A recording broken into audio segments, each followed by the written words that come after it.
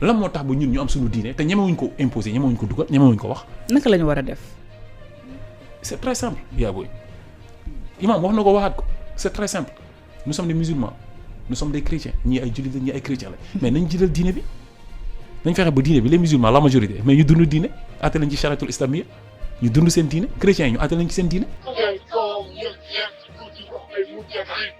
réewum Jomaay jom mooy fay kenn du fàtte nag ni Jomaay mooy Sonko te Sonko mooy Jomaay bari na ci li yàlla defal sénégalais mooy mu xam boppam sénégalais am na lu mu gëm ak lu mu jombale boppam te lii nag balaa sax diine di agsi diine dafa ñëw mottali li matul woon diine dafay defar jikko leeral xol lii nag Abdou Karim Gueye comprendre na ko bu baax mu doon ku sénégalais yi bëgg jox ko cër lool mën naa wax ni peut-être que moom yàlla beral na ko loxo may na ko lu mu mayul sénégalais yu bari mooy ni mu déggee diine man de sama genre gi wax dëgg àgguma fa. diine mais dafa am yàlla dafa indi ay religion révélée am ay téere yu mu leen jox yónni leen yoon ci Yàlla Insa taxaw yor téereem yoon ci Yàlla sallallahu alayhi wasallam taxaw indi téereem ñu war a attewoo ci téere yooyu noonu parce que yàlla moom moo ñu gën a xam que ñun suñu bopp mais ñun defuñu ko dañ dem créer suñu texte bopp topp ko ay d'après Jean d'après Paul topp école Jules Ferry bi nga xam ne Jules Ferry c'était un franc-maçon du dëgg léegi yooyu nag la imam bi doon expliquer mu leeral gars yi carrément ñun li ñu topp c'est maçonnique day gis président bu taxaw di def di waat taxaw takk ay caq yu kenn xamul caq lu mu doon dañuy waxante dëgg. ordre national du Lion. waaw ay ordre national du Lion ay yu kenn xamul te loolu en réalité du suñuy aara du suñu cosaan loolu tubaab bi moo ko fi imposé mais ñun suñu diine li nga xam moo la jëmale moo lay gérer fii ak l'au-delà imam Ndao loolu rek da doon xeex. li Abdou Karim Gueye wax ni fenn la ma yóbbu mais ñun suñu maam yi fan nañ nekkoon bi ñu tubaab bi di jël di jaayi jaam 400 ans d'esclavage boobu xanaa réew mi amul ku mel ni Abdou Karim Gueye après loolu ñaata at ci colonisation ñaata at tubaab bi imposé ñu boppam ay gis-gisam ak li mu gëm lu mel ni franc-maçonnerie amul sikk ni sunu lépp mel ni ci la tënku kan mooy weddi ni même les sceaux de la république sont maçonniques kenn du ko weddi Abdou Karim Gueye nag xam na ni balaa sax Senghor tubaab yi yoroon réew mi ci franc-maçonnerie lañ ko yoree woon ba ci li ñu tuddee indépendance ñi jiite réew mi yépp mu mel ni ci franc-maçonnerie boobu la ñu tënku alors yoon la logique la Abdou Karim Gueye jàpp ni ba tey jii fa lañ jëm waaw ndax lii la ñu xam Jomaay sol na caq maçon ba ndax loolu day wane ni li mu wax gëmu ko ndax loolu day wane ni Jomaay franc-maçon la nga baal ma monsieur le président mais contexte vidéo bi moo tax ma obligé tudd sa tur teg ci franc-maçon mais à bon entendeur salaam et vous le savez mais ndax loolu day wane ni en réalité Jomaay du ki mu wane ni moom la doon that is a question sama njorta ngi ñaaw de sa mbokk jul da nga rafet njort si moom kon boog jusqu'à preuve du contraire naa jàpp ni Jomaay mooy Sonko te Sonko mooy Jomaay du dëgër fit te du naagu mbaaxu yàlla waaye man Jadinde am naa confiance bu aveugle ci Sonko Jomaay seen taar taxul seeni kàddu taxul damaa yëg yàlla ci ñoom léegi ñun suñu problème mooy ñun li ñuy xeex man li may xeex man Abdou Karim Gueye man xeexuma république man gëwuma république man politique gu Seydina Mohamed laa gëm sallallahu alayhi wa sallam man loolu laa gëm te faawuma kenn awma leader ku dul yonent Yàlla sallallahu alayhi wa sallam kenn guuxuma kenn gondiwuma man ñii laa bëgg man ñii sama autorité compétente ay imam Alioune Badara Ndao man ñooy sama autorité compétente maanaam man ñii imam yi nga xam ni dañu assumer seen imama man ñooy sama autorité compétente man xoolal ay Sonko mooy Jomaay rek Jomaay mooy Sonko yëngaluñu Sonko mooy Jomaay Jomaay mooy Sonko yëngaluñu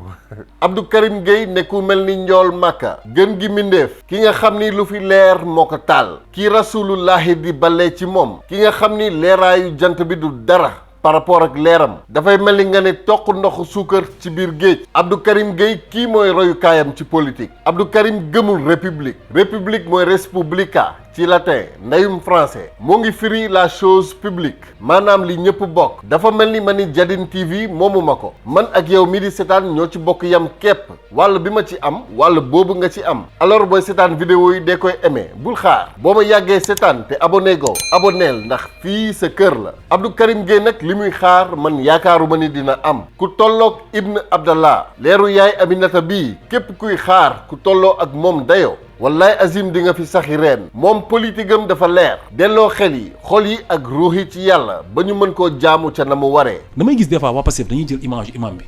collé ko ak photo Sonko ak photo Diomaye imam bi di wax naan incha allah di ngeen dem ci palais bi alxuraan dina dugg ci palais bi ñu attaw ma ne mais ñii nañ bàyyi la ñuy def ci dafa génn àdduna kii bi muy wax li waxul ak Diomaye ak Sonko seen dugg palais du alxuraan moo dugg palais république moo dugg palais république moo dugg palais jaar ci Diomaye ak Sonko alxuraan duggul palais alxuraan di kàddu yàlla moo ngi riir ca dënn góor yàlla yi du loo mën a tënk ci këyit téye ko say loxo di ànd ak moom fu la neex déet kàddu yàlla oyoful de asamaan attanu ko suuf attanu ko géej attanu ko waaye nag xolu doomu aadama bi xam te ragal yàlla attan na alxuraan xol bu sell dëgg attan na alxuraan su boobaa boroom xol boobu fu mu nar a dugg alxuraan moo ko fay jiitu bu fa àggee fekk ko fa bu fa jógee sax ba ko fa te du tere mu wéy di ànd ak moom ndax Sonko ak Diomaye seen xol xàmmee na te ragal yàlla that is a question. li ñu waxante dëgg ñii c'est des républicains ñii nekkuñ dunduñu charia dugaluñu alxuraan palais alxuraan duggul palais mën nañ nag nekk ay nit yu jub mën nañ nekk ay nit yu ragal yàlla mais koo ne dafa ragal yàlla te ragal yàlla am nekkul ci diine sax. yaa baax rek mais côté boobu mën nañ ne ñoom donte que ay nitu ju baax la ñu jub peut-être comme ni nga ko waxee. mais gis nañ ni république doon na lu leen jiitu seen juddu. ba bu ñu buggee doon président de la république amaana ci république boobu la ñuy conformer mais li ñuy xalaat ci moom peut-être wala ñuy xaar ci ñoom. ñu doxale ko mooy ñu gën a ñoŋal wala boo gën a doole li nga xam ne moo di diine. Abdou Karim Gueye nee na alxuraan duggul palais ndax ñii ay républicain lañu ndax kon day firi ni duñu ay jullit that is a question ndax dañoo war a ñëw rek tëbal lépp ci saa si imposer ñoom seen ngëm-ngëm that is another question. xam nga man sérieusement man lépp lu may dox coro man diine laa ci xool man du ma la nëbb de mais dama ni propagande bi ñuy defal nit ku génn àdduna personnalité bu toll nii statut bi mu am ak ni mu ragale yàlla nga jël ay waxam di ko collègue image boo xam ne méngoowul ak ay waxam loolu nañ ko bàyyi tooñ la. wax boo dégg la laaj. am na ku dégg ni Sonko ak Diomaye dëgg la ñuy dugal biir palais am na ku dégg ni lii nitu yàlla bi doon wax ci Sonko ak Diomaye la feeñee am na ku gëm ni alxuraan moo dugg palais tey mais bon wax dëgg yàlla damay nangul Abdou Karim Gueye ndax dégg-déggam la am mënuma ko cee juger kon boog képp ku dégg lu wute ak li Abdou Karim Gueye dégg génnal ci li nga nekk ndax ay tooñ képp la. imam bi muy waxul ni Sonko ak Diomaye ñooy dugal alxuraan palais man moom fi mu nekk nii damaa découragé sax Sonko ak Diomaye ma foog ni ay jullit lañu nekkete yoo ay républicain lañu. parce que imam Ndao bi muy wax naan dañu war a attewoo ci charia alxuraan dina dugg palais Diomaye ak Sonko taxul muy wax donte nag moom nee na wax na Walfadjri ne Sonko ay ati at nga koy liggéey impôt sàccoo dërëm kooku nit ku baax la nit ku jub la moom su ko fekkee élection su ko fekkee day sol ay dàllam campagne la Sonko loolu Imam Ndao wax na ko. waxoon na ko wax na loolu. Imam Ndao de bu fi nekkoon tey kon campagne na ba Sonko dugg palais kon tey dina sant yàlla ndax nit ku baax nit ku set nit ku jub dugg na palais waaye li mu daan wax ni alxuraan dina dugg palais Sonko ak Diomaye taxul muy wax du samay kàddu nag kàddu Abdou Karim Gueye ndax Sonko ak Diomaye ay républicain lañu dugaluñu alxuraan biir palais république bii lañ fa dugal maanaam la chose publique li ñëpp bokk te muy dëgg nag et sous le sceau de la franc-maçonnerie donc imam Sonko ak Diomaye taxuñu muy wax mais bu ko yàlla mayoon bakken ba tey Imam Ndao dina campagnal Sonko ndax li mu gis ci moom amaana moom moo ko xam ak yàlla ak Abdou Karim Gueye ndax imam li mu doon wax Sonko taxul woon muy wax je sais je suis contradictoire mais bon garaawul. daf ko bëggoon wala daf ko non daf ko estimé woon ci set bi mu set rek xam nga Sonko dafa nekk nit ku set loolu moom kenn mënu si dara. yàlla moo def mu nekk nit koo xamante nii vraiment kenn amul lu ñu koy topp. loolu te loolu bëri na fi ñu mel ni Sonko ci dëkk bi de Sonko gënu fay set de. gënu fay intègre am na ñu ko gën a set ñoo xam ñu ngi si dëkk bi la preuve c'est gouvernement bi rek wane na ko am na si ñoo xam ne li ñu def Sénégal Sonko defu ko fi ay nit yu set lañ donc pour wax rek ni imam bi moom wax na loolu mais propagande politique bi ñuy def parce que Imam Ndao la mu doon xeex moom charia la doon wax pour ñu attewoo charia la mu doon wax dafa ne alxuraan dina dugg palais li muy wax ñëwagul est-ce que di nga foo lay waxee li muy wax noonu ba ñoom ñu koy collé Diomaye photo Sonko loolu ñëwagul loolu du Diomaye Sonko ñoo ko def parce que Diomaye bi muy waat mais waatul ci alxuraan bi muy waat ragal na rus na sax wax ci kaw onze billahi minash shaytanir rajim bismillahir rahmanir rahim en tant que musulman defu ko mais nee na je jure devant Dieu waaw mais jullit la jullit la quoi jullit da nga naan onze billahi minash shaytanir rajim man ba mu yóbboon ba Maison Blanche lu may wax dama naan onze billahi minash shaytanir rajim bismillahir rahmanir rahim Sonko gënu fee set yàllaa ko def ni mu mel naam waaye bari na ñu mel ni Sonko ci dëkk bi muy nag lu ñu war a sante yàlla ay nit yu set bari ci dëkk bi moom avantage yu Sénégal la Sonko set na naam mais xoolal Diomaye rus na sax rus naa wax auzu billahi mina sheytaani rajim bismillahi rahmaani rahim nga baalati ma monsieur le président contexte vidéo bi rek moo tax ma war a waxee nii waaye yàlla xam na ni aw ma sikki sàkk ci sa jullite ak sa dëggu ndax kàddu gi sax nga wax ko ci sa biir xol te muy dëgg man personnellement moo ma gënal nga wax ko ci kaw ci ngistal ak prouver que ni jullit nga mais bon il faut que je fasse dans la langue de bois ndax Abdou Karim Gueye dama ko sopp lool faaw ma jàppale ko mais nag bu mu ko yëg donc Sonko set na mais nag moom kese setu fi mais Diomaye rus naa seddal yàlla dàq seytaane devant les hommes man moom yow laa votel mais nii moom xamatuma daal lu tax meloo ni Abdou Karim Gueye moom boo ko yóbboo ba Maison Blanche dina wax auzu billahi mina sheytaani rajim bismillahi rahmaani rahim kii mooy jullit bu dëggu est-ce que sax du ma woote manifestation ñu folli la fal Karim man de maa ngi commencé douter heureusement que faluma la pour nga jiite ma julli parce que vous là monsieur le président nga baal ma de waaye yow mii ndax sax di nga julli tey ci suba man gisuma la nga julli ndax ça veut dire que doo julli that is a question sama xel a ngi ñaaw de sa mbokk julli nga rafet njort si moom alors naa rafet njort rek naa jàpp ni boo ko waxul ci kaw wax nga ko ci suuf dinaa rafet njort ci sa jullite dinaa rafet njort ci sa ragal yàlla waaye nag mën nga koo sante Abdou Karim Gueye man moom li mu ma wax laa gëm bu nee jullit nga bu nee républicain nga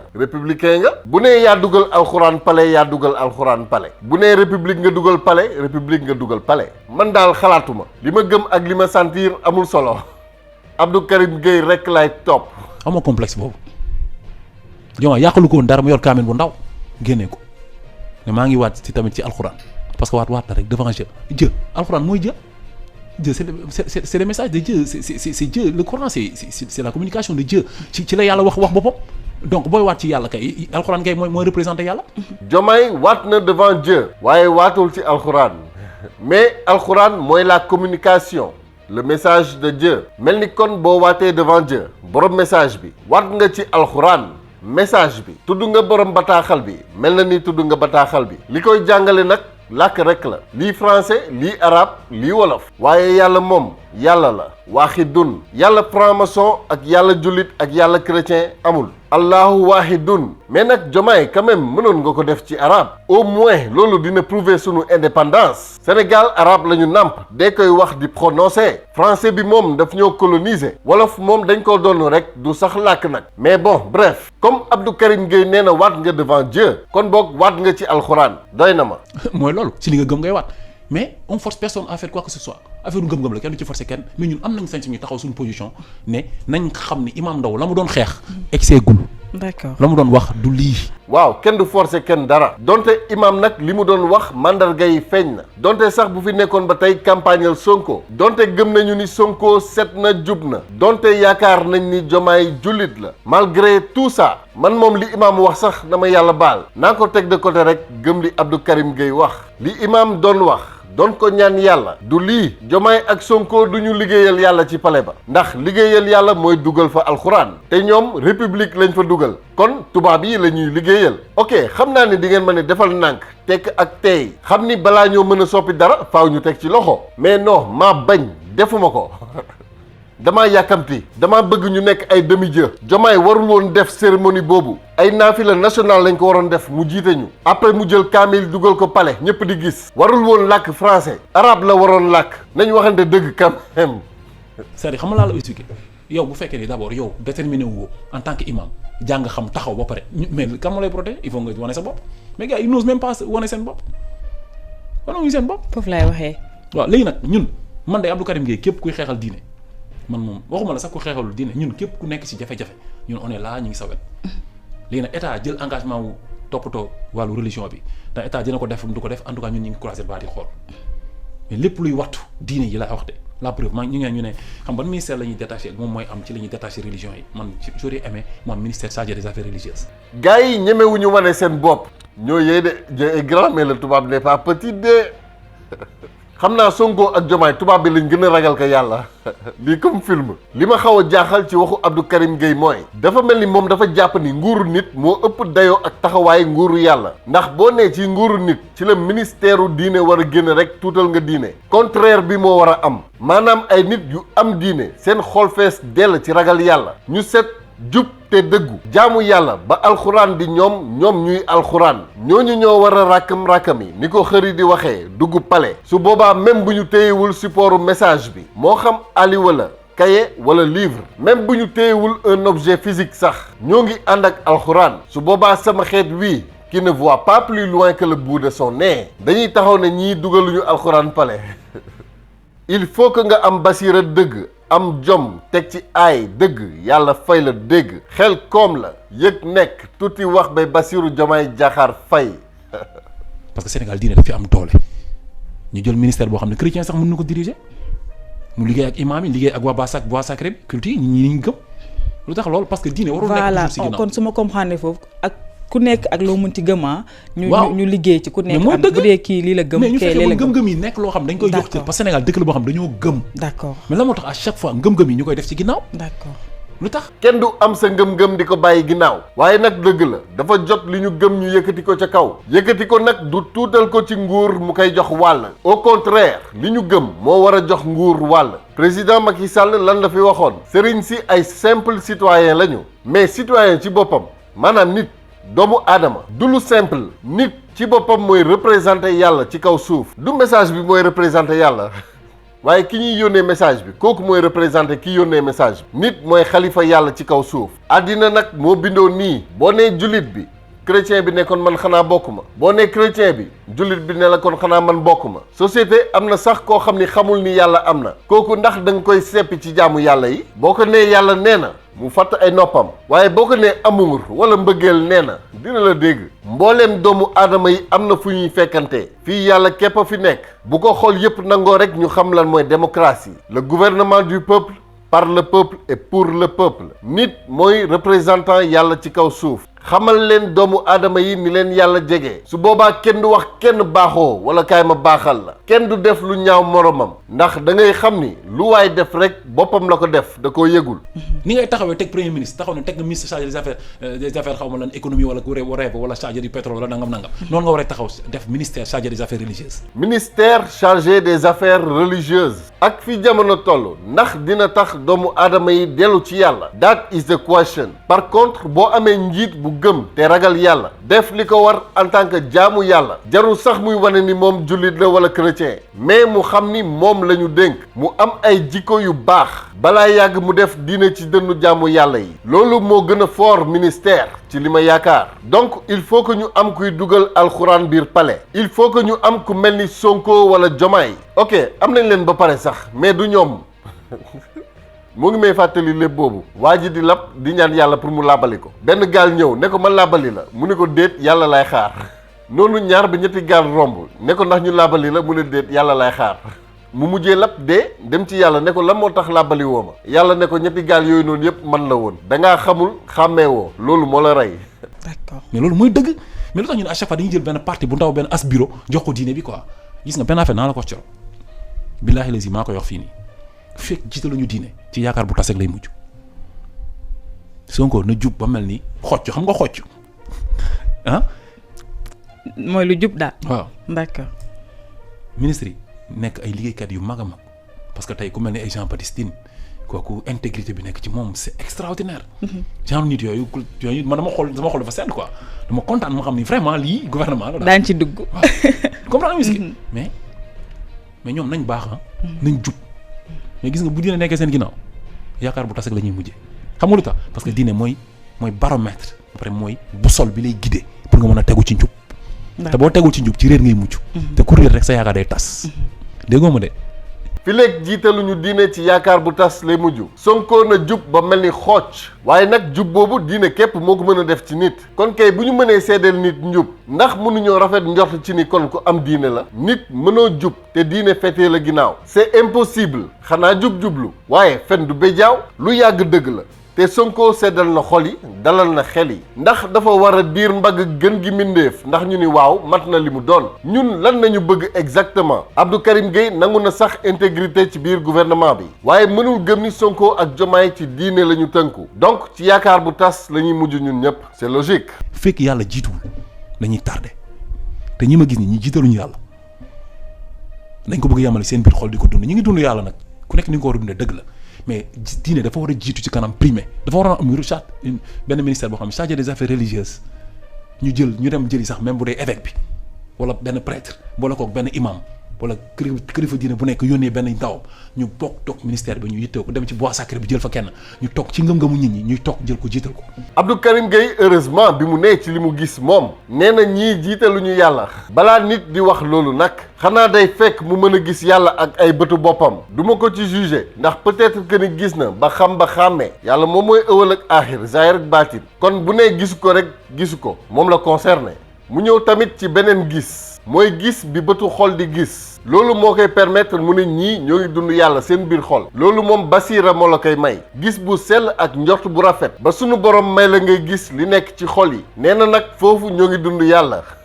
mais dañ koo yamale foofu alxuraan de ci xolu doomu aadama yi la xaj te yàllaa ngi ci xolu doomu aadama bi gëm te xam ba nangu néegu yàlla képp ku ko wër feneen fu dul ci sa bopp réer nga tawhid xàmmeewul religion foofu képp la doomu aadama yi mën a daje doon kenn allahu waahidun sama njort ngi bëgg a ñaaw de sa mbokku jul da nga rafet njort si moom kon boog naa rafet njort rek xam ni lii Sénégal am lu yàlla namm la yàgg naa ko wax ne leen lii du neen lii yàlla la Sonko ci boppam mënu ci dara laaj leen ko bi histoire Adji Sarr bi jibee laaj leen ko ñaari ràkk yi mu def guddi googu laaj leen ko li mu ñaan yàlla ci mu leeral dëgg laaj leen ko li ko fekk ci guddi googu ak li mu ko déey Ousmane bu la neexee bul sax wax ndax ñun ñoo lay sàmmal suñu bopp yàlla du nit wallaay azim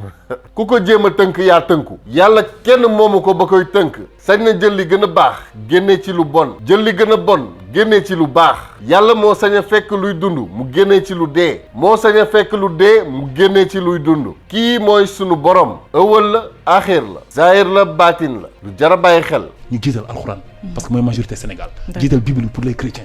est-ce que dégguma li seen lii fekk amul dañuy perdre son temps rek ku ci yaakaar ne yaa gën a ñii mënuñu xam ba gën a xam yoon ci Yàlla Muhammad sallallahu alayhi wa sallam ñii mënuñu nekk dëgër taxaw ba gën a taxaw yoon ci Yàlla Muhammad te pour man kuy am xam-xam kuy intellectuel kuy jàngale yoon ci Yàlla Muhammad daa ko jàngale erreur bi gën a bizarre bi doomu aadama mën a def mooy tëkkale ku mu mënti doon ak Mohamed Ibn Abdallah waxaguma sax leer gi wàcc ci moom leeral jamono waaye doomu aadama bi rek ki yàlla dénkoon Baye Abdallah ak yaay Aminata bu dara wàccul woon ci moom sax moo gën lu yàlla sàkk kooku mënoo ko tëkkale ak dara ci lu yàlla sàkk massa nag ngay wax mu mel ni ñi ngay waxal ñoom ñooy diir mbagg gën gi mindeef fii moom mënuma ci ànd ak Abdou Karim Gueye ndax une vraie erreur de communication religieuse ngoog astaghfirullah allahumma salli ala seydina muhammadin Sénégal dañu mën a réere nitu yàlla ñoom pour ñoo affaire ay xaftaan la quoi ay sant Mbàkke si ay affaire yooyu te yàlla xam la xam ko koy jàmm yàlla dafa xam ku dëggu mooy ku ko gëm yàlla xamul la xam ku ko ragal parce que gis nga coro lépp ci ragal yàlla la nekk ñi ngi rawantee ci ragal yàlla te ragal yàlla mooy lan mooy li ngay lekk nga xam ko li ngay wax nga xam ko nga ragal yàlla ci li ngay lekk ragal yàlla ci li ngay dox ragal yàlla ci li ngay nekkee nga ragal yàlla ci bépp jëf boo jëf sa diggante ak sa doomu aadama nit yi ñoo ngi rawante ci ragal yàlla du ci ay xaftaan wala sant loolu dëgg la waaye nag kan moo ragal yàlla allahu ahlam ci ay mandarga daal mën nañ cee sukkandiku gis naa la yaa ngi julli mën naa rafet njort ni jullit nga waaye ndax ragal nga yàlla allahu ahlam ndax yow sa bopp xam nga allahu ahlam loolu moom tawxiid bu ànd ak basiira dëgg moo la fa mën a àggale sàngara si ñuy jaay nii di ko jaay musulman yi du yoon chrétiens yi ñuy jaay sàngara te amuñu 18 ans du yoon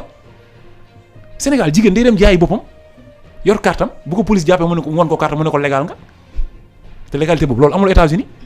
dëkk yi nga xam ñu ils sont même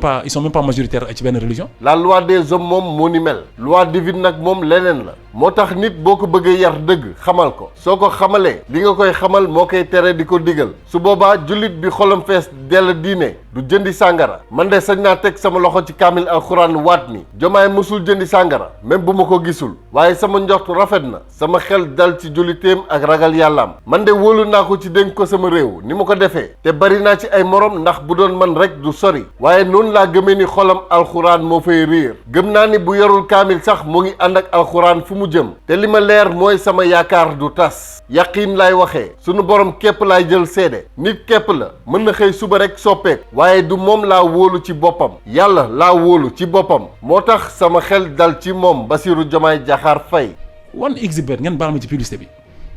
xoolal xale yi ni ñu mel ci jeu de hasard boobu nga xamante ni dafa xaram tifaaxan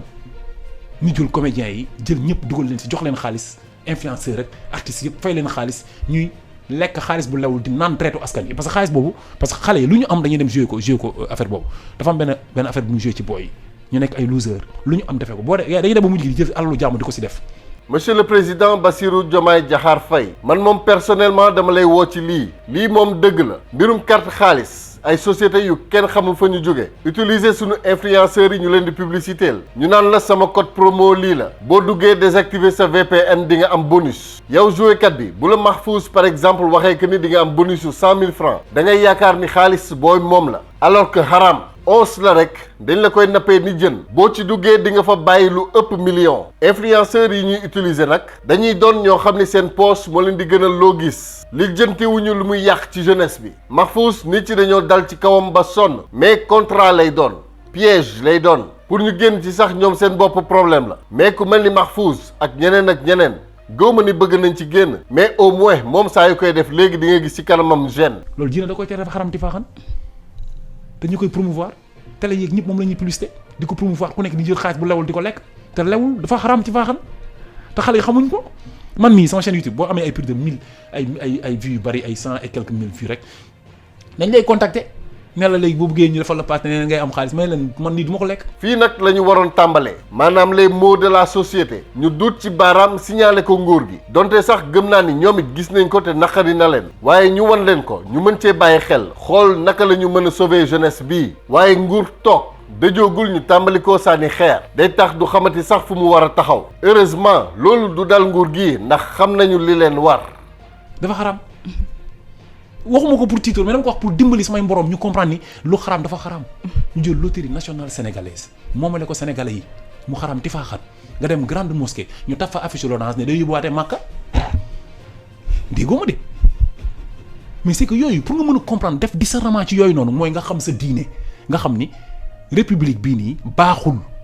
du dëgg. république bi tubaab bi indi baaxul te du dëgg république bi yàlla nangu mooy bi baax te mooy dëgg ñu mën koo tënk ci li ñëpp bokk ñëpp jot ci su boobaa tamit république rek lañ koy tuddee xanaa ñu xool mot arabe bi ndax ñu mën a dalal ku mel ni Abdou Karim Gueye li gën a garaaw monde bi ci boppam dafa soxla ordre bu bees mooy li ñuy wax le nouvel ordre mondial àdduna bi yëpp bokk doon benn réew benn gouvernement mondial dirigé ko mais loolu tey bu doon luy boole xol yi ci yàlla lan moo koy gën tubaab créé wul dafa copier coller day xool li yàlla wax mu wëlbati ko moo tax ma ni leen lu dee sax yàlla mën na cee génnee luy dund bu ñu demee ba LONASE di yóbbu waate Màkka bu ñu demee ba ku def say njaaxum ba sa nguur jeex Màkka ngay daw ne da ngay aji ñu war a xam ni y'a problème dëgg la faaw diine jiitu faaw rasulullahi fees dell ci xol yi loolu nag soobu ci yoonu njub képp moo ko mën a may nit yoon ci Yàlla li muy indi mooy dëgg da nga am sañ-sañu taxaw wax ko nga bañ ko ragal nga xam ne yoon ci Yàlla moom dafa mat sëkk amul kenn ku xam-xam yoon ci Yàlla moom jël yaa tout appris yàlla moo ko jàngal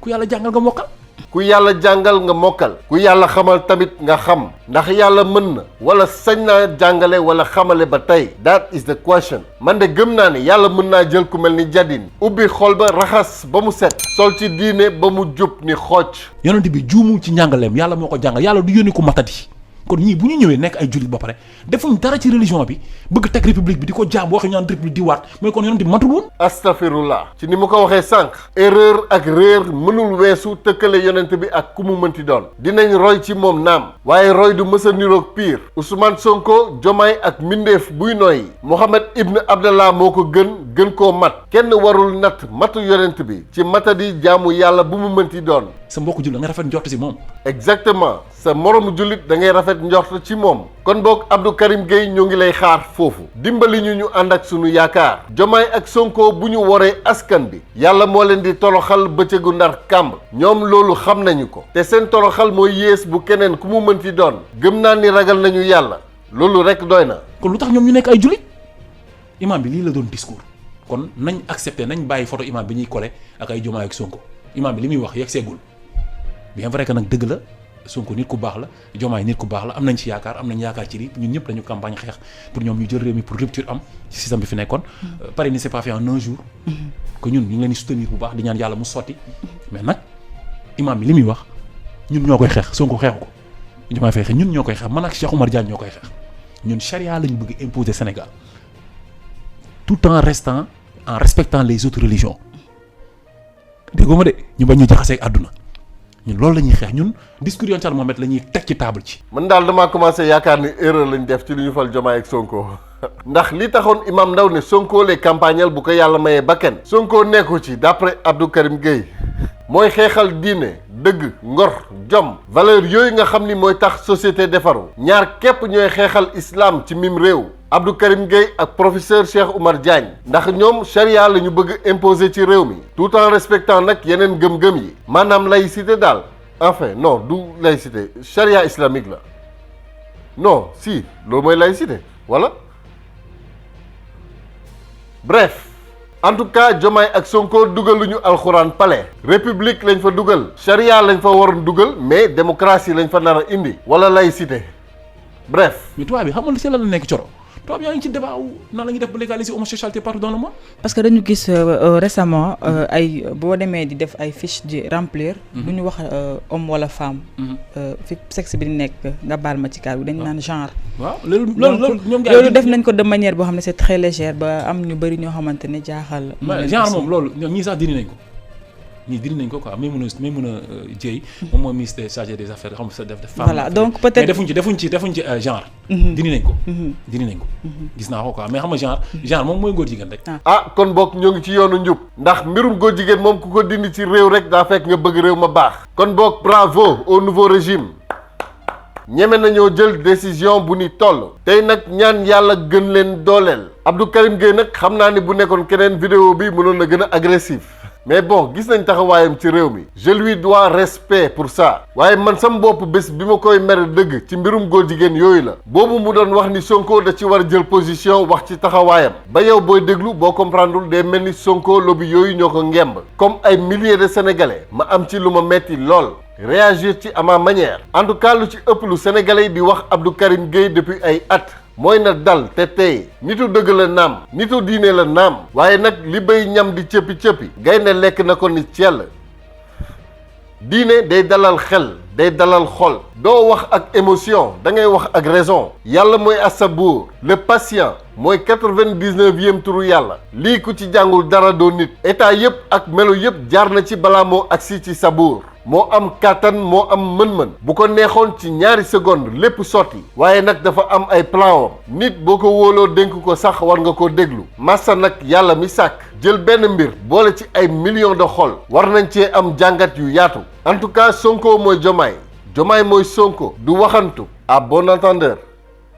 salaam